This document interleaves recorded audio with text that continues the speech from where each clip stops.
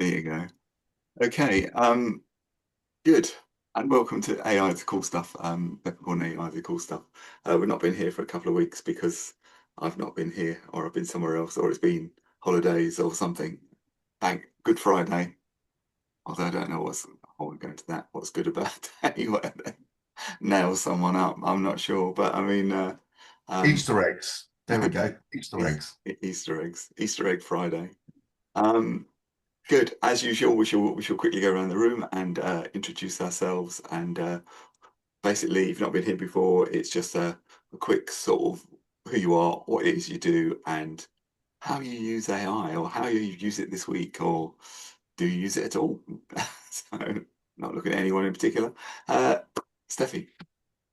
I'm Steffi Lewis, 33-year veteran web developer. I write software that helps you get visible, get organized, and get leads. And all my software has AI in it, although some of it is more subtle than the rest. But yeah, I use AI all day, every day. In fact, I got a ChatGPT window open right there on that monitor. I'm going to have a conversation with it later. It's telling you what to say next, is it? No. I'm trying to figure out whether I want to start like a condensed version of the Steffi show again to promote my blog posts, Right. but limit it to like 2 minutes so it's snappy and fast and everything. So I'm designing it with ChatGPT at the moment. Awesome. Awesome. Shirley. Not looking at anyone in particular. I'm Shirley. I work in health and wellness. I work with an amazing global company called Forever Living Products, which suggests that we are product-based. And my AI use, you would be very pleased to know that I actually was doing something yesterday because I thought maybe I should improve my visibility on Facebook or Instagram. So I've got a chat going on. It's not up right now, but I spent quite a lot of time yesterday playing around to see what's best. So there you go. You'll be very pleased to know that, David. Yeah, absolutely. Dragging you into the 2020s. Kicking and screaming. Oh, I should say, actually, I was using Gemini to do it. So, all right. Okay. Jane. Yeah, hi there, Jane Chakraborty. I work for a company called Invicta Linux. We provide IT solutions and licenses and things for small and medium-sized businesses, specializing in Linux and open source stuffs. And it's always more reassuring when I'm back with my old AI friends. But actually, when I got out of hospital, I couldn't really see terribly well. And I'm trying to get to Gemini to do something, probably some kind of medical. It's really good at medical stuff, although it has to have to cross-reference it. And it kept taking me to a place called Lorca.ai. And I ended up paying about $50. And I just don't know. Still, I think it's a combination of AI stuff. But how I did it, why I did it, I've no idea. But anyway, I shall explore Lorca and find out what on earth I've subscribed to. But I usually go back to Gemini, which I prefer. Although I think Claude is supposed to be the runaway one at the moment. But anyway, that's me. Thank you, David. Talk about that, Steve. David, does using Steffi's chatbot for 2 days count as using AI? I signed up to that on Wednesday. Yeah. Apart from that, I haven't used any AI, but I'm a DJ and my friend made me this image for my phone. Very good. Wow. Very topical. But yeah, that's the end of my AI knowledge. There we go. Brilliant. Dave, the other Thank day. you. So I help people manage their careers by showing them how to find jobs they love that support the lifestyle they want. So I'm a career coach by profession. AI is, I've been using it quite a lot the last few weeks. I've had a couple of presentations to do, one at a careers fair and one to a group of career leads at colleges across the country. And I used AI for both of them, and I found as long as I was really specific with what I wanted it to produce, it was actually very good at producing the outline for the presentation. So the first one, I suppose I only spent about an hour tweaking it until it was perfect. And the other one probably took me 2 or 3 hours, but both of them saved me a huge amount of time. Cool. Yeah, Is that tweaking daytime, twerking at weekends? Absolutely. yeah. It's uncover his secrets. Mike.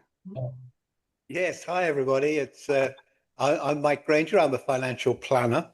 I've been using AI quite a lot this week. Actually, it happens. I haven't just discovered NotebookLM, but I've been using it this week. Very, very good. It's been doing some podcasts for me, and I found it really very, very, very good indeed. Secondly, this week my voice AI Annabelle, who is on my phone, she screened a call from a spam caller, and honestly, the transcript is hysterical because this guy was completely lost. He didn't realize he was talking to a machine, and she just pulled the conversation round to the right. I mean, she did a wonderful job, better than I could have done, that's for sure. And so in the end, he hung up on her because he couldn't take any more. But the transcript is beautiful. That's me, Excellent. anyway. Brilliant. Mike, you want to call your bot Spamela Anderson to see the pick up on that? Yeah. Yeah, brilliant. So I'll have to find out more about Annabelle. And just me. Okay. I'm David Harris. I create websites and stuff, and I do use, like Steffi, I use AI all day long. I use it for blogs, content, and now I've been using Claude. He's my right hand man while I'm actually in using Elementor or WordPress and stuff. And I shall talk more about that a bit later on because I have subscribed to Claude now, and I've been using Claude Cowork and Gemini. But so that's it. That's me.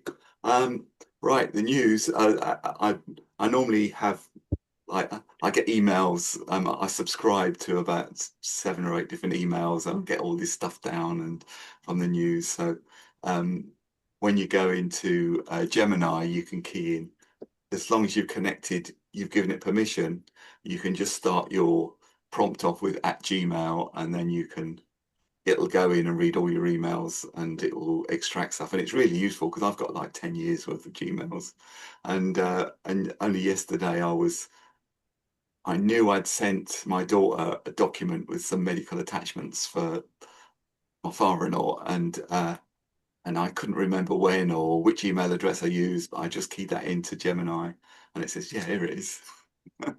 Wow. So it was kind of instantly give me a link to that email, and then I could resend it because she loses everything. That's really handy. So what do you just start off the prompt in Claude or whatever you're using with @Gmail, and then it'll go and search your but that works in Gemini. Claude will also connect. I haven't nice. used Claude to connect to my Gmail, but Claude will talk to it as well, and your calendars and things. But Wow. if you try it in Gemini, it may say you've got to give permission first, so you have to go down to your settings and give permission for it to access your whatever, because I allow it to access my files as well. So I've got a Google Drive. All my files are on Google Drive. That's what I use as the cloud.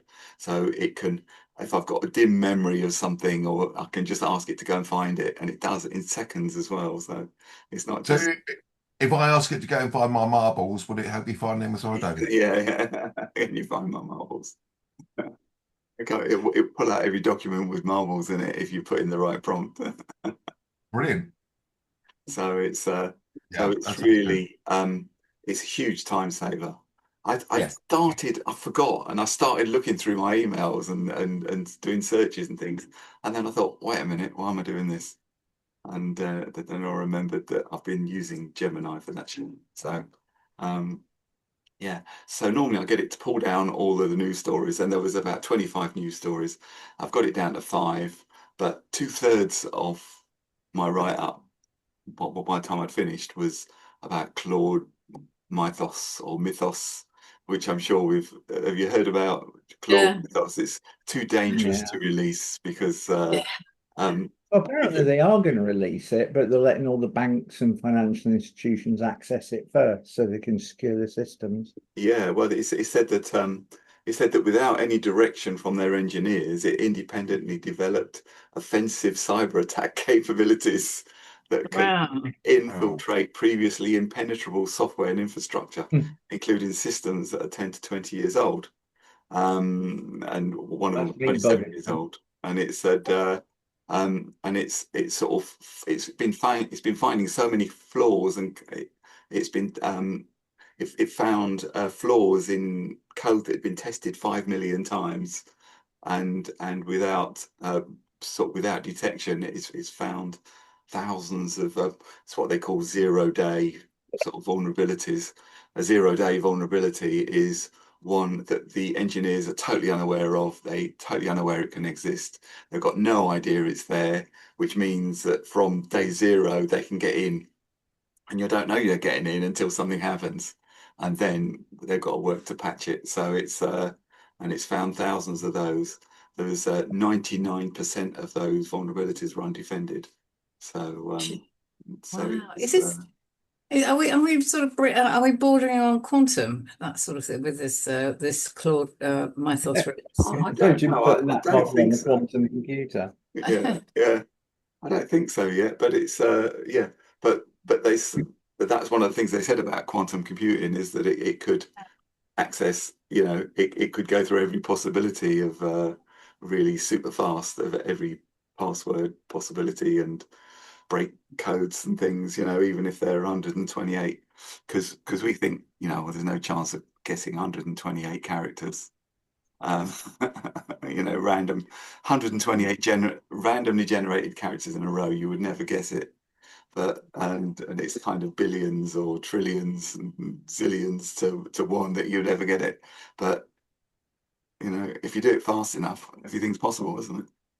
Sure. So anyway, they're being quite responsible about it, and rather than just releasing it into the wild and gaining a bit of well, I suppose they would have gained notoriety, really. I suppose they've created a commercial consortium called Project Glasswing, through which certain organisations can use it, but people like us can't, because, as we know, we'd go straight to Barclays and nick all their money. If we could get away with it. So it's still going on. That they're still releasing another version of Claude Opus 4.7's coming out, or it has released 4.7. It's been rolled out now, so which it said is its most powerful generally available model, but it's less broadly capable than Mythos. So we'll have to wait for that. So that's good. That was quite a story, really, I suppose, because we could. Hell of a thing if it works as it says. Yeah. So, Put that on a quantum computer, everyone's security is buggered. Yeah. Two factors, no hold, isn't it? Yeah. Just so weird. Mark, there's I guess Mark Zuckerberg's has re-entered the race. They've got something called Muse Spark, which I haven't used. It's from Meta. It's supposed to be better than Llama. That they produce Llama, and it's open. They made it open source, whereas their new one, Muse Spark, is not going to be open source. So they're going to keep it. They're obviously moving away from open source, and he's obviously down to his last $500 billion, so he needs to try and rake in a bit extra cash. So more money. So their next version, Muse Spark, is a instant thinking. They've got two versions. They've got an instant version, so you type it in. As soon as your finger leaves the keyboard, it will give you the answer. And then they've got a thinking version if you wanted to think about it. I don't know about other people, but I'm quite happy for it to think about it and give me the right answer than just blurt out the first thing that comes into its head. Yeah, definitely. If it had a head. Oh,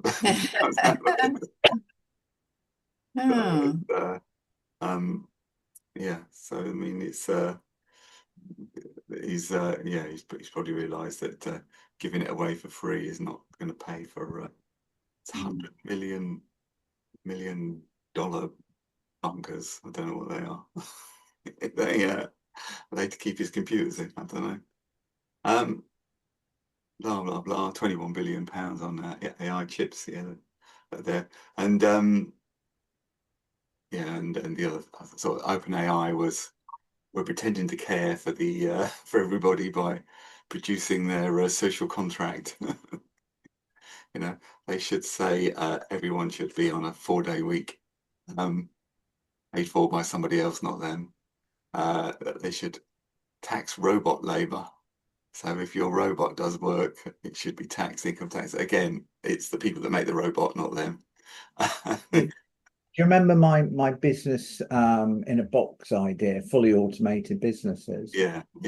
Yeah, you should definitely pay high tax rates on that, because if you're not doing any work and it's doing it all for you, you should probably be paying about 75% corporation tax. Yeah. So I agree with that. Yeah.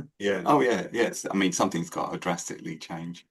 Without getting into politics, it could cause a lot of issues if they don't get their heads around a national wage or a guaranteed employment. And we have spoken about that before, about AI-driven economies, which nobody else would probably agree with. So there are pros in there. Okay, so you mentioned where shall I go? Shall I zip around? What's I doing? No,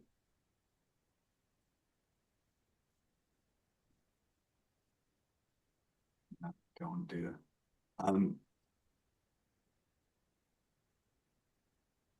What were you talking about, Mike? It was apart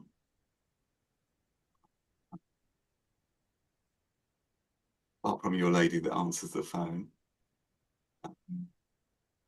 NotebookLM, wasn't it?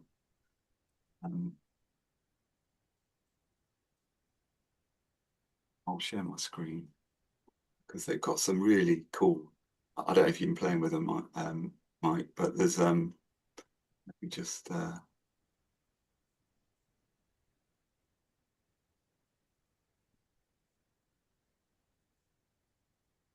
it's got unknown.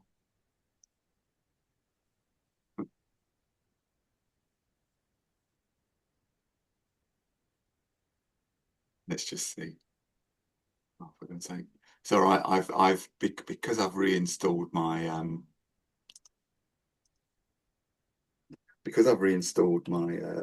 operating system. It's with Apple, you have to give permission in the settings before it allows you to do anything. Did secure Apple? What's that about? Yeah, it's security. Yeah. Right, now I should be able to do it.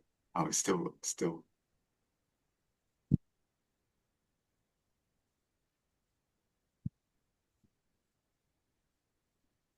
Right. What can you see? Blank screen. David Harris started sharing. Double click. Yeah. Oh, there we go. Can you see that? Okay. Yeah. Let's just try it. I can't remember which one I've got in there. I've been doing stuff on this is I might do this later if I've got time, but I don't think I've got time. I've been talking about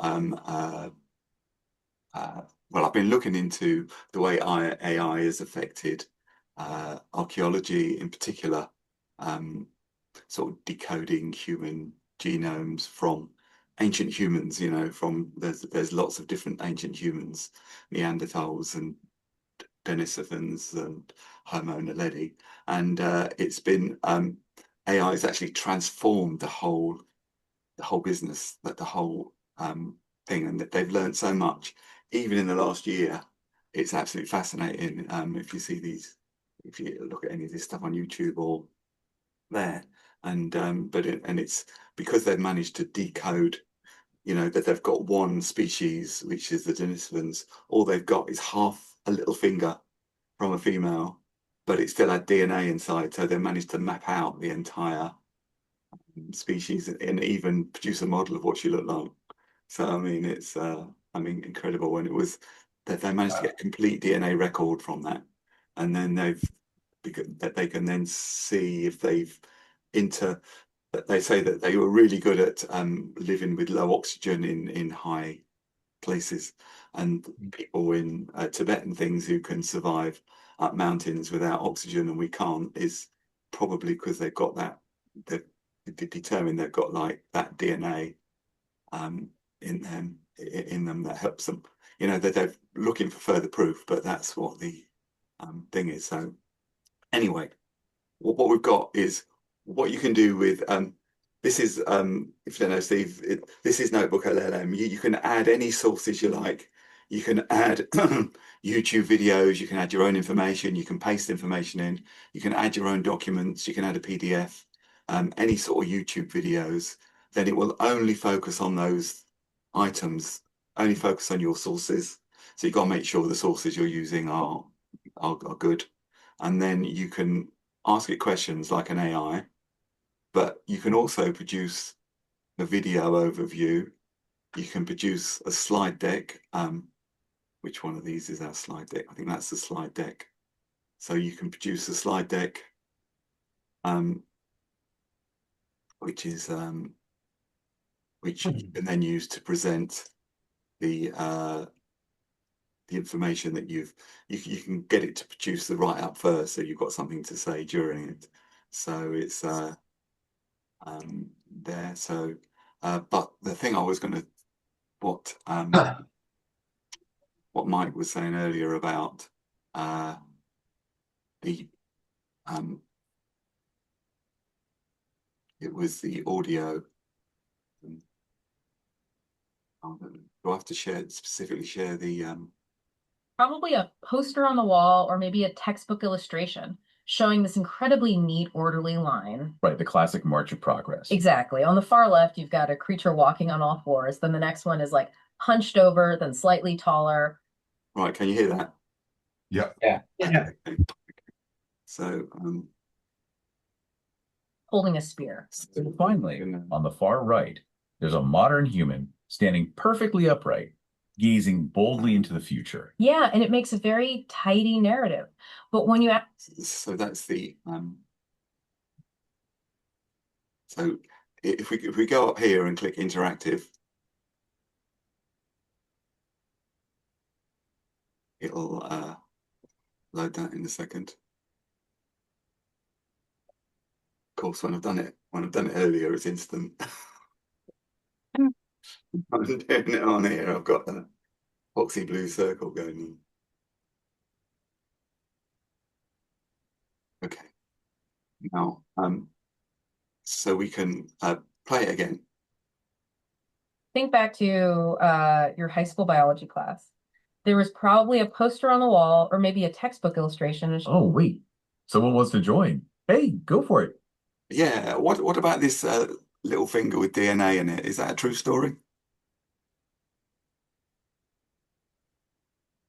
Oh, that's a fantastic question. We were just about to get to that. That's the perfect lead-in, honestly. That story is absolutely true. The pinky bone is central to the mystery of the Denisovans. Right. For the longest time, we had almost nothing physical of them. No skull, no skeleton, just that. So then it carries on with the thing. So you can actually join. You can actually join in the conversation now and ask questions during the actual conversation. That's freaky. Yeah, really, really, wow. That is, so I can, and there's going to be ways of putting it on a website that, you know, like to, so people can interact with, so you create your podcast, if you like, or it's an interview style, and then you can actually interact with it. So I think that was, so, NotebookLM is just the most awesome bit of kit. It's just amazing, and every week something else comes along with it. and they make that video. The video overview, I can't do it now because it'll take too long to. It takes like quite a few minutes to create. Like that took about 10 or 15 minutes to create, but that's fine because you can just go somewhere else. You can even close that page down and go back to it later, and it would have done it, and it will be in there. So it's you can do the slideshows and the So you collected all the data it was using for that particular presentation, podcast, whatever it was. Yeah. And you chose the voices as well. Can you have a good selection of that's the one shortcoming at the moment. You can't change the voices. It's always Right. that man and woman. So, Yeah. but no, you can find YouTube. It's mainly YouTube videos. I've got 4 YouTube videos, a PDF that I got from somewhere else that I created. Partly I created myself, and one from AI, and put it all together into a PDF and uploaded that as well. And then I used I also used another source where I created a slideshow on Claude rather than on here, and then I've put that in as a source as well. So it's you can put in anything you like as a source. It won't stray outside of those sources. So if you want to pull in outside information, you then got to take that across. Now, the cool thing about let me just what's it saying all on there? I've got to wait for it to just come up. Just if I go to Gemini and ask Gemini, I can one of the tools is I can add NotebookLM. It will go to my notebooks and it will add those. It will add that in and all the sources. And now I can use this. I can use that notebook in Gemini, and then I can ask it to go outside and get other sources and stray outside of the. It's good. Like if you've got a load of company documents and information, and you're improving their internal procedures and things, you don't want to necessarily be having stuff coming from the outside. So you would with Notebook, you're sort of limited to what you put in, and but you can always import that notebook sort of natively into Gemini without any without too much bother, really. So I think that's the two things together. You know, it's just they're not. In some ways, they're not. You know, it's not AGI, and it's not. You know, we're miles away from quantum, but it's kind of just more and more stuff that helps you work more easily, and just more stuff that's convenient. You know, and obviously as time goes on, they're becoming more accurate as well. So. Yeah. So is that part of the subscription version of Gemini? NotebookLM is totally free. All right, okay. It's free for It's a everyone. Google product, isn't it? It's from Google. Google. Yeah. It's you can if you just you can Google NotebookLM, but it's google.notebooklm.com or something, whatever it is. So it's or notebooklm.google.com, I should say. And then I do have the paid for version of Gemini because I subscribe, because I use the disk, I use the cloud and the extra, you get extra space for your Gmails and things like that. So and it's not bad. I've got a workspace account which is 14 quid, and that gives me Gemini as well. So like the pro version. So it's pretty good. And Claude Co-work is 15 plus VAT, so it's 18 quid for Claude if you want to use Co-work. Right. Let's get back on track. Claude Co-work is it's like having a conversation with a clever colleague, really. I suppose they're all a bit that way, but this is it's instead of handing them one piece of work, they go away and do it and come back. It's more of an agent, so it'll actually focus on the end result, so you can tell it what to do. I've got and co-work can execute multi-steps to get to a goal. So it's more like a diligent colleague handling a project for you, it says here. That's what Claude says about itself. And it's meant for everyone, not just technical people or developers, because they've got something called Claude Code, which is part of the same app, but you just click on it and it focuses entirely on code. And Claude have got a really good reputation when it comes to writing code, and anything you can do on your computer, Claude can do it. So it can open apps, fill spreadsheets, and navigate your browser. So some people ask if it's safe.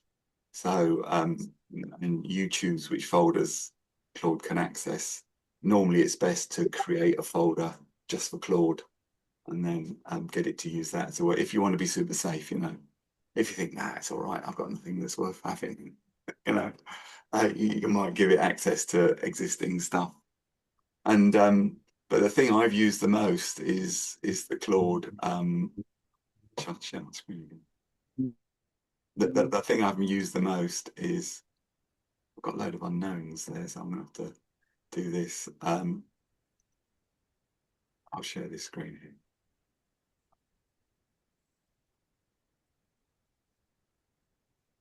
Can you see?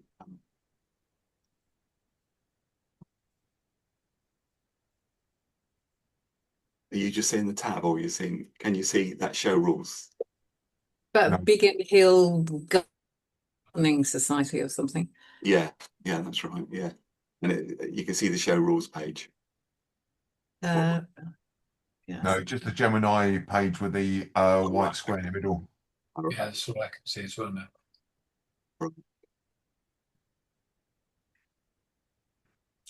So you're seeing that. I'm going to try that again.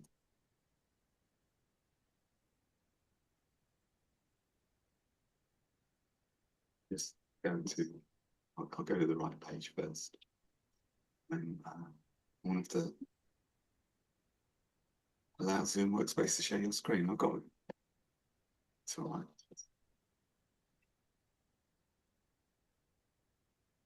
Sorry about this. Got to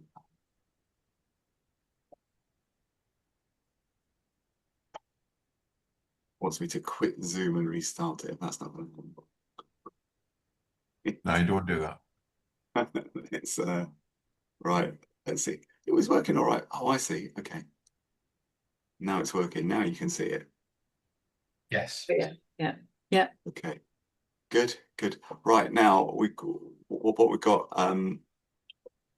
This is a site I was working on, and it's a horticultural society, and I've got and you see up there, I've got the Claude extension here, and from here you can ask if it'll ask before acting, or you can just say, just do it anyway, and I'll sort of act without asking. So it says it's high risk, but then it seems to stop every couple of minutes to ask you things. So I had this website was imported. This is a WordPress website, and it was imported from somewhere else, and it was it was a very primitive WordPress site that had been written in the standard WordPress editor years ago. So there's loads of things I needed to change, and under shows info, like, there's a load of pages there, and I had to do the same thing on all of them. So I just it's just gone down to one. So I asked it to, down here in the commands, I said, go. I worked out what I wanted each one to do. So I said, go to each page in the show's info submenu, which is all these pages here, change the template from Elementor to Elementor full width. So whatever template the page was using, change it to full width. Change the page settings to a transparent header, which is this that goes behind the menu. Normally it would just be that top menu with a title and a featured image underneath, and then all the garb down below would look really ugly and primitive. Said disable the title and featured image on each page, and then I said insert a hero image using the featured image. So the previous featured image then became the hero image at the top, as 1920 by 800 size, and add a transparent overlay, which I gave it the color code, and then create a title in the center of the hero box. So I had to do that on loads of different pages. So I just told it what to do, and told it to go off and do it. And it said, it did the first one and then said, I've run out of credits. You're going to have to wait till 2 o'clock to do the next one. And which highlights the basic problem with Claude that everybody complains about, is the usage limits are so low. And I've never hit a usage limit on Gemini or on ChatGPT. And I know they're there, but I've never actually hit them.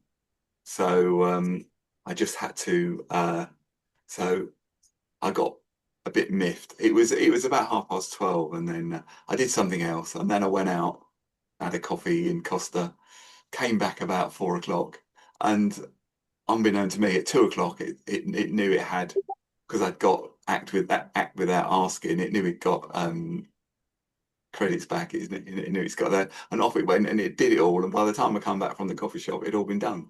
So so it wasn't as frustrating as it could have been. But it was. I thought I was going to have to kick that script off again, but I didn't. So apart from, I think the usage limits are very skinny, and if you look at what other people say, if you're using AI all the time, then I don't think you need to find a way around Claude. And Gemini are bringing out pretty much the same system. And if you live in America, Canada, or India, you can use it right now. If you're in the UK or Europe, you can't. So, like a lot of these things, I know it's kind of an eternal frustration. And so I asked Gemini if there was a way around it, as its own product, and it gave me all this stuff to try, which I was trying this morning, and none of it worked. It said, "Oh, change your language to English US and do this, do that. Turn on the experimentals, GLICs, whatever they are.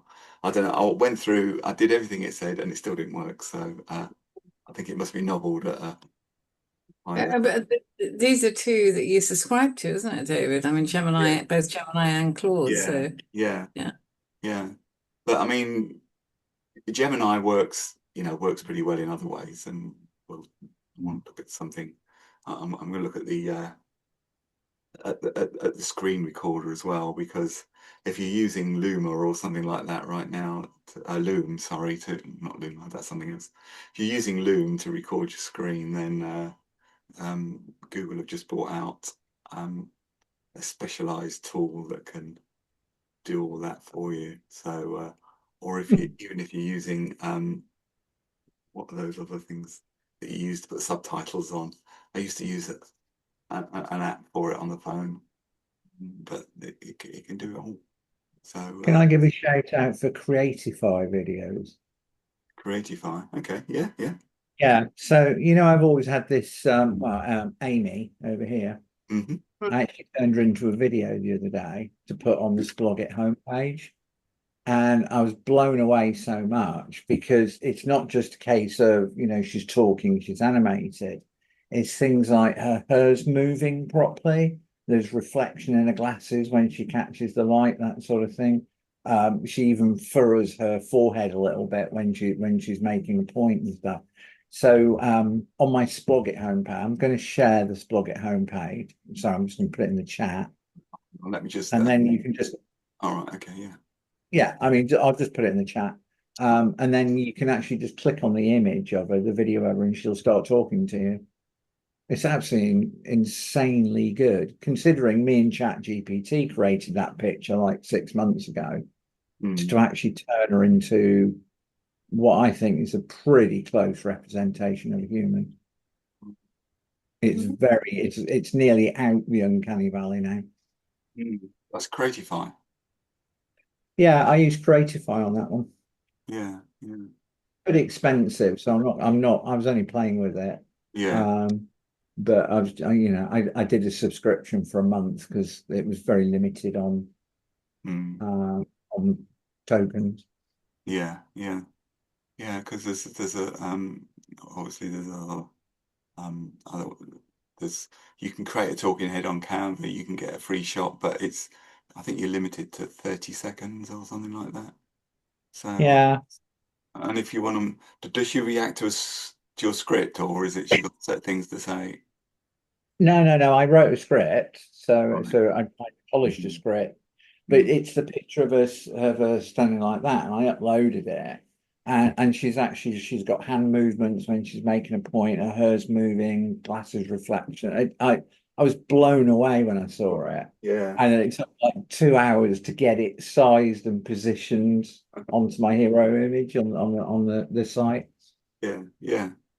Took ages. I just thought it was so good. And then I put some JavaScript interactions. When you click the picture, it'll just restart the video with audio for you. Yeah. Because I'd like have the avatar respond to your questions. So you talk verbally at the website, and then Amy will talk back at you, and say that's the next stage for your bot. So there's 3 stages in my planning. The one I've got at the moment, which is text interaction. The next stage is voice interaction. So you just hit the microphone, she'll start talking to you, and you can talk to her. And then the 3rd stage is video. And ChatGPT says we can do it, but it'll be a bit slow. That's the thing. So because it's going to be like a conversation, like your chatbot pops up at the bottom, and you have a conversation, and then you'll say, "Where can I find that?" And she'll say, "Do you want me to take to that page?" So just click the link below, and then the website clicks over to that page. And she said, "Can you see that box, 3rd one down? You've got to click on that." And you say, "No, I can't see it." She said, "Well, blah, blah, blah, blah." And it's kind of and you can have like a conversation over the mic while she's directing you around she can't fill in the boxes unless obviously because sort of data, but it's but I've seen like little demos of that's coming next. It's very impressive. I mean, if I can get audio working, so I'm going to have an experiment over the summer to see if I can do audio interactions on the chatbots. And then I don't think I can do video at the moment because it'll be too slow, but it's getting there. It's getting there. Eventually, I mean, at the moment, we're sort of living by the computer, but you won't even have to move your fingers around. You can just sit there with your bag of donuts and your coffee and just talking at the microphone. Talk to your bot and get it to do a load of stuff for you. Yeah. Fantastic. Okay, that's scary stuff. Well, scary, yeah, but I think that sort of thing's pretty good. I think that stuff's pretty awesome, So, but but yeah, the implications are. I'm going to go back to this, which it has done. That's good. I'm going to close down Claude, and I'm going to open up. So, Dan, quick question. I mean, obviously, I'm in pubs a lot of the time, just doing networking and stuff. So, if I was using the venue's Wi-Fi, could someone get an AI bot to basically go through the Wi-Fi to someone else's laptop and say, "Find me bank details"?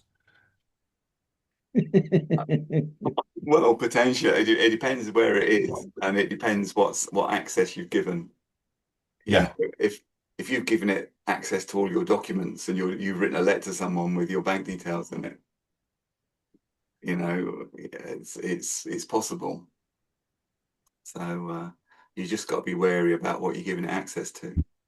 Yeah. No, I think I'm not using AI on my end. It's a case of I just go to the pub, innocent guy, connect to the venue Wi-Fi. Oh yeah. And then it's been done. Where Really? your keystrokes, if you keystroke, people, but you're being hacked, so it's not. Yeah. But that's always been the case. They could. Yeah, I'm just thinking Someone's it's put a based. keylogger on there, or if you're on a public Yeah. Wi-Fi and someone's got into, you've got security holes in your computer. Yeah, I'm just thinking it's like, someone might hack in and have a look around.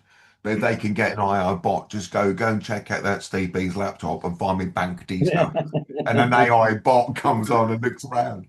That's what I was but obviously because I'm in venues a lot of the time, I'm kind of very well, I say very cautious, but I'm still using venue Wi-Fi, so I'm obviously not that cautious, am I? But it's yeah.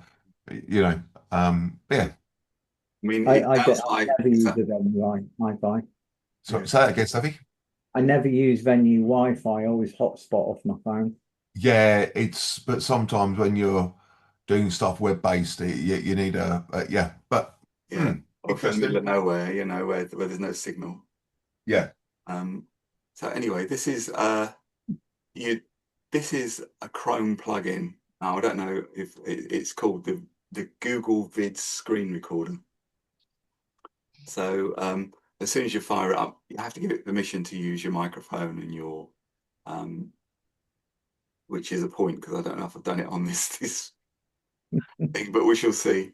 So camera and screen. So let's go next, and then I'm going to choose what to share with it.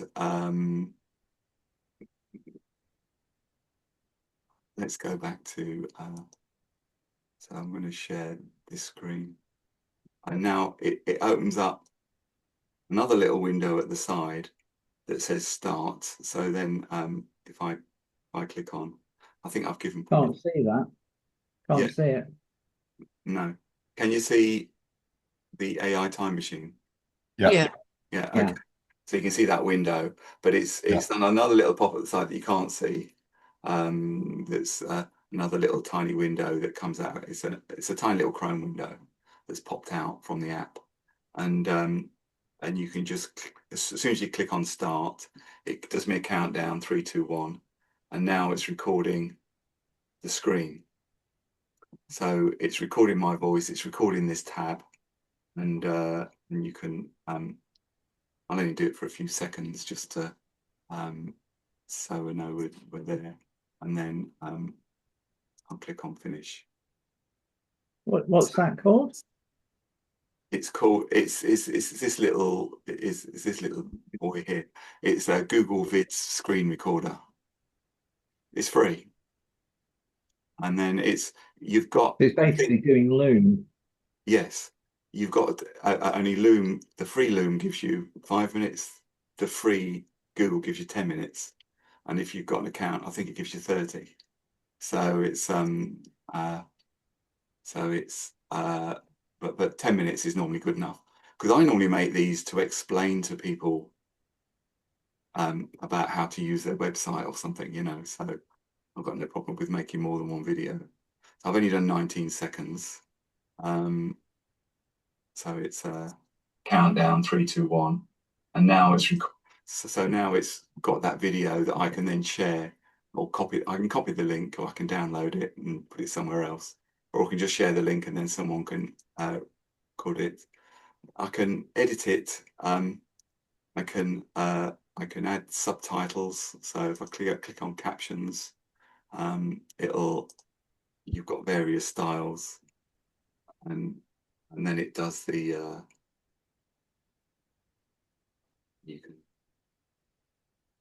move on around. Pretty cool. And change the colors. There's all sorts of different styles of captions as well. You can put in your own voiceover. You could silent that down and speak over it again. You can have an avatar. You can get somebody else to talk for you. So you can the current scene. This is called a scene because it's been done in one take. So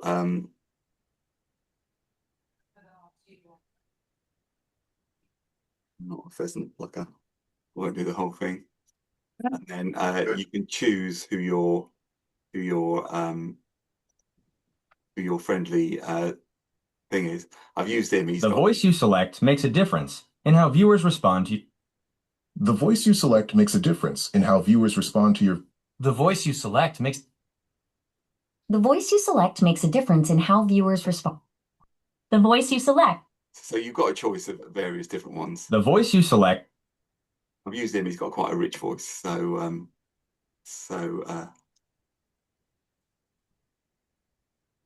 I'm not a pheasant plucker. It's now. Yes, you are. Yes, you are. Now it's out of sync. It's not lip synced. It's just gives you an idea. As soon as you click generate, it'll then generate it and add it to the video. So, and it's that's going to take a few minutes, but it's it depends how long your video. I've only got a 19-second video, so but that can take a few minutes while it generates. So and you can use stock. It's basically an editor, so you can add stock images, you can do all sorts of things, add separate scenes as well that you recorded separately, and then put together a whole recording. So it's like a video editor really, and what it's doing is passing that the desktop video into the editor. If you click edit, you can just take it as, you know, just record it and use that one recording through a link or through downloading it, or you can edit it and add all this free cool stuff, you know. So it's and I haven't gone through half of these things. So it's it says you can add a VO, so presumably you can generate another VO to video clip and add it in, which it almost certainly looks like it does that, but I don't want to waste mine on this. So I only get 3 a day, so I don't want to necessarily. And then we can resize him, and we can put him up there, and then what's going to happen now? I'm not a pheasant plucker. And now it's recording, so I need the screen. So I could always okay, you can adjust the timeline, zoom. Okay, so that's that. So I'm gonna stop that share. So I just thought that was a pretty cool tool because it's free. Because everything about that is free. I think you might have to have a Google account, but as long as you've got a Google account, which most people have, and if you haven't, you can create one. You can just use it. So it's Alphabet are really bunging some money into this stuff, aren't they? Yeah. NotebookLM and the Google vid screen. Gemini. They'll just and they're sort of I mean, but they're actually selling chips to other people as well, because they've got their own manufacturing things, so they haven't got all those costs involved that OpenAI have got to in building data centers. They've still got costs involved, obviously, but they're such a massive, profitable company that they were already massively profitable before this is coming on, so they're much more resilient to any changes that come along.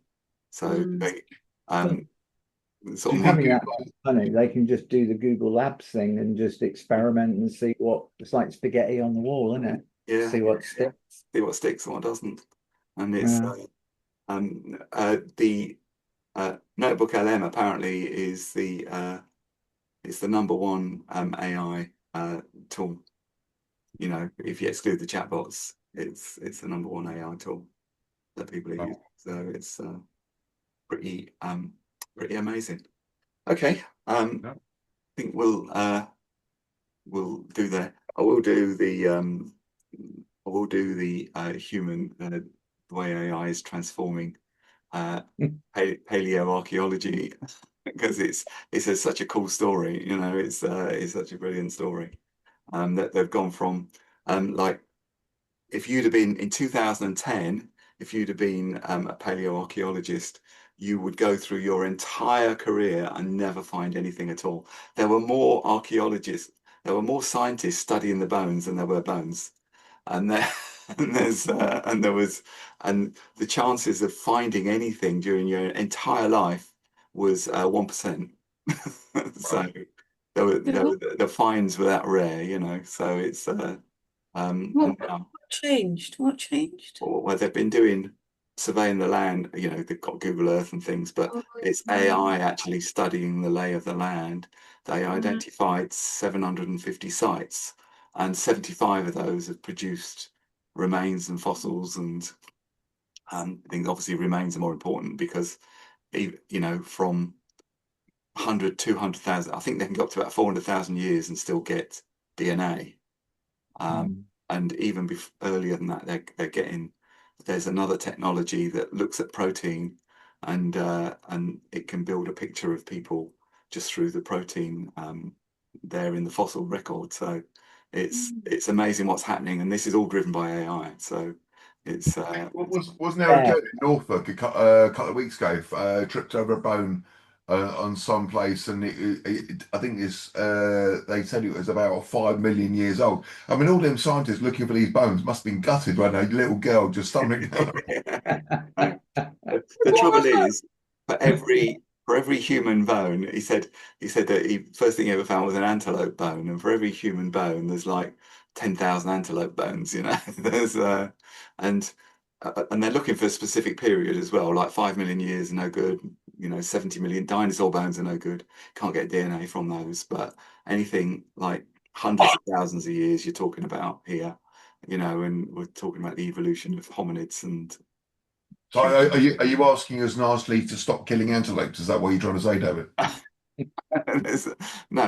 There were just a lot of antelopes, and humans were vanishingly rare. Wow. So it was populations died out all the time.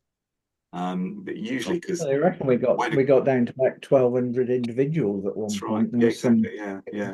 Trouble is, when populations get too small, like that, they all branch off and they go off somewhere, and you've got a population that then dies down through disease or something. Then you've only got 50 people or something. They then start inbreeding and things like that going on because they don't know about genetics, and eventually the population dies away. So it's a miracle that we're here, but now we're sort of we're not genetically diverse at all because of what Steffi just said.